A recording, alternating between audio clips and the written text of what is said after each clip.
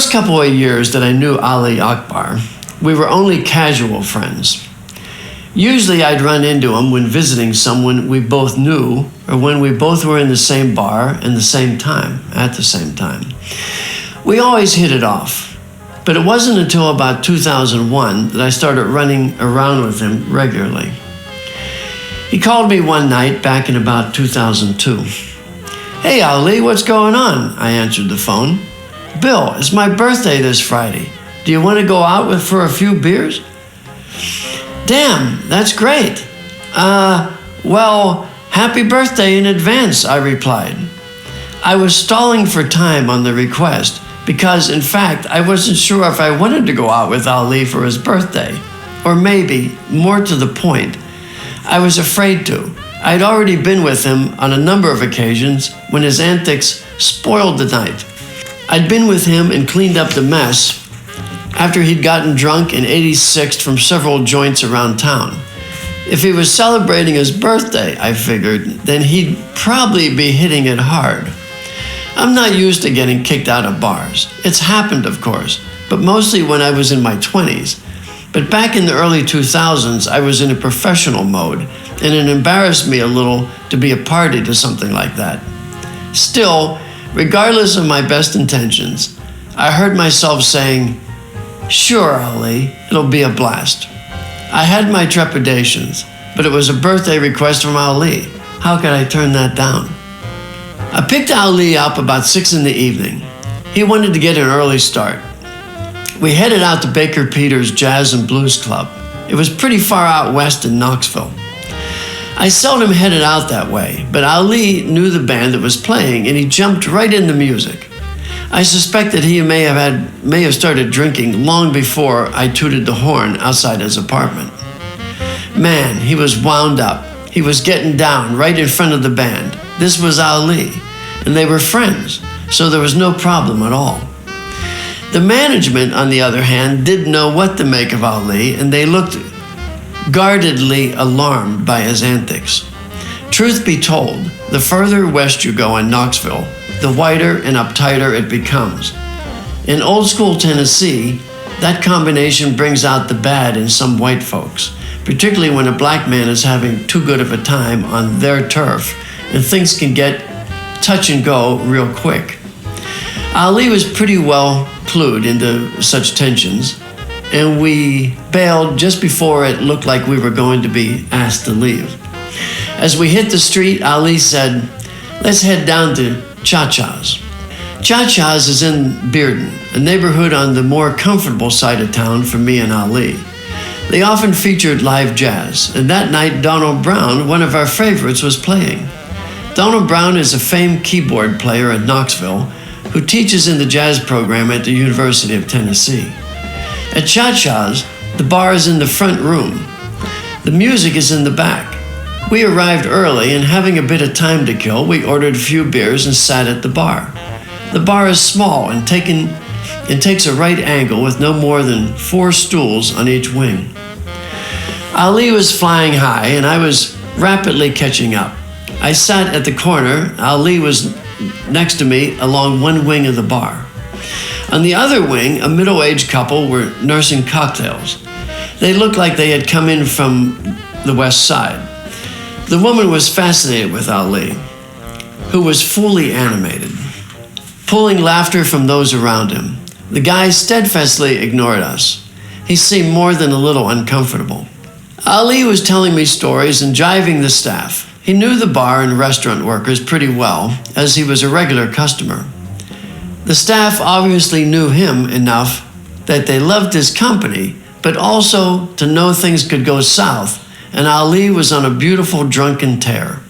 He told them it was his birthday, so I think they were willing to cut him a little extra slack.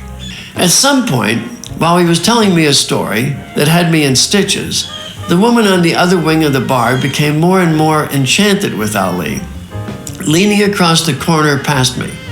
When Ali stopped to take a breath in mid-story, she smiled and said, "I'd love to hear the story of how you lost your 2 front teeth." I cringed, expecting the worst. The bartender heard the question and went on high alert. Ali had lost his 2 front teeth and dental problems within the last year. It wasn't a great story or anything. He just never had enough money for dental work, and he was sensitive about it. I couldn't believe a stranger would ask such an insensitive question. The man could put on a show, but he sure as hell wasn't an act. Still, to her credit, the woman seemed to have no sense of it being insensitive. Maybe she was just so interested in Ali that she seized on the first thing that came to her mind. Ali was less charitable in that passing moment. "You want to know how I lost my front teeth?" he growled with indignation. "I'll tell you how I lost my front teeth. Bit." Before he could get that word out, her husband, suddenly aware of the situation and having a role to play, countered, "I don't believe you just called my wife a bitch." He looked like he was ready to knock Ali on his ass. In the few seconds that all occurred, the bartender, seeing where it was headed, sent a waiter to get the boss, who came running out of the back room to head off the fight. He immediately asked Ali and me to leave. Ali was in such a good mood that he didn't make a fuss about it. We vacated the locale quickly. As we left, I glanced back and saw that her husband and wife were arguing with each other vociferously. Ali thought what had just happened was hilarious. By the time we got outside, he was beside himself in convulsions of laughter. He fell down in the parking lot, grabbing his sides and trying to get control of himself. I took his hand and was trying to get him up, but he wasn't budging. Now we were both laughing. That was when Carly, one of our friends from around town, appeared out of nowhere in the park. She walked up to us and said incredulously, "What are you guys doing?" She seemed embarrassed for us. She was right to be. 2 grown men, one laying down in the middle of a parking lot, laughing their asses off. Obviously more than a few drinks into the night, in the middle of a major American city in the early 21st century. We must have looked like 10 kinds of fool. "Hey, Carly, we're all right," said Ali. "I just fell down here in the parking lot because I was laughing so hard." "Well, what's so funny?" asked Carly. Ali and I looked at each other and burst out laughing again. Then Ali said, by way of explanation, "It's my birthday today. Bill and I are celebrating." "Whatever you say," Carly replied, loosening up a little and laughing. "But maybe you should try to keep on your feet and stay out of trouble too," she added. "Sure, Carly, good advice," said Ali, giggling as he got back up with some help from me. Once Carly had cleared the scene and we'd gotten hold of one another, Ali said, "Bill, let's bop into 4620. It's right down the road and they might have some jazz tonight. I'm in the mood for some jazz and we never got to hear note 1 at Cha-Cha's." "Sounds good to me, Ali," I responded, and off we went. The 4620 Club is a great music venue. It's in the basement, down a long flight of stairs to an otherwise nondescript strip mall. Ali was very well known there. In fact, he'd been kicked out of that club more times in the short time it had been open than anywhere else in town. Yet he was a good customer too. That incongruity was an essential Ali feature. His behavior often got him in trouble with people. But at the same time, even with the same person, his zest for life was so infectious that folks wanted to know him anyway. They wanted him around. At the 4620, they liked Ali, but they had developed a low tolerance for any over-the-top behavior. It was a jazz and blues club. Cats needed to be cool in that space. I think what frequently saved Ali was that he knew almost every musician in town, and they dug him. By that I mean they got him as well as liked him. Ali was a painter, but more to the point, Ali was an artist with his life. Moreover, when Ali was in the house, he could really get a crowd moving, and both musicians and the management appreciated that. We both knew the band. They knew us as well. They were in the middle of a number when Ali entered like a storm. "Man, you guys sounding grand tonight. These are my boys, Bill." I nodded to the band, and they tipped their instruments toward us both. We found a table right up front. A waiter came over and got us some drinks.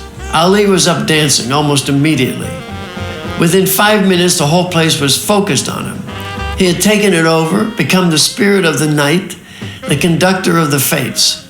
Ali was cool and easy at first. Still, the boss of the joint had a look on his face like a ship's captain before a storm. He'd seen this kind of energy turn into a mess many times before. When the band took a break, a few of them came over to talk to Ali and me. That probably kept the management at bay for a while. During the second set, Ali got up and started dancing real close to the musicians when they were playing a solo. I'd seen him do this before. He'd go up to within a foot of the end of the horn or sax. He'd hover near the drums. He'd bend his head down to the sound holes of the bass and groove on the pure mainline sound. I've never known anyone who channeled music the way Ali did. I think it penetrated his body as a physical substance. I believe that it entered his bloodstream and then coursed throughout his cells. I think it mingled with and strengthened his soul, which is why he danced so well. When he got closer to the source of the sound, I guess he just got a bigger dose. I know it had to make musicians nervous, even if they did love him. On the other hand, he usually got them so excited through his infectious dance that they ratcheted the music up to an even higher plane. Horns did things that they only do in the movies. The bass player doubled down on his lead and went walking that lonely path that they only know. The drummer became transcended, syncopathic, and loud. That was the breaking point for management. The boss came over and told Ali he had to leave. Ali wasn't happy. In his mind, all he was doing was having a good time.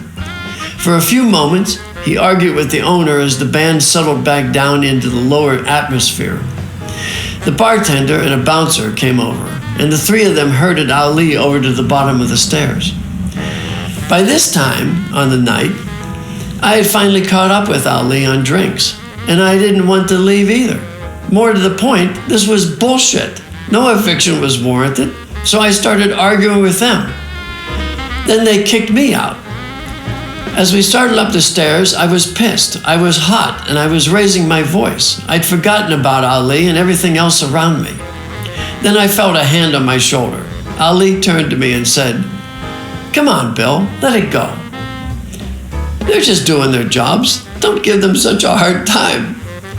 Suddenly, I was the troublemaker. Me, the professional guy who knew something like this was going to happen from the get-go. Me, the guy who considered blowing off Ali's birthday altogether because things could often go wrong when the night was going so good. I started arguing with Ali. He put his arm around my shoulder and escorted me up the rest of the stairs and then out into the clean night air. "We had a great evening, Bill," he said. "We don't want to spoil the night, do we?" I laughed. He had me there.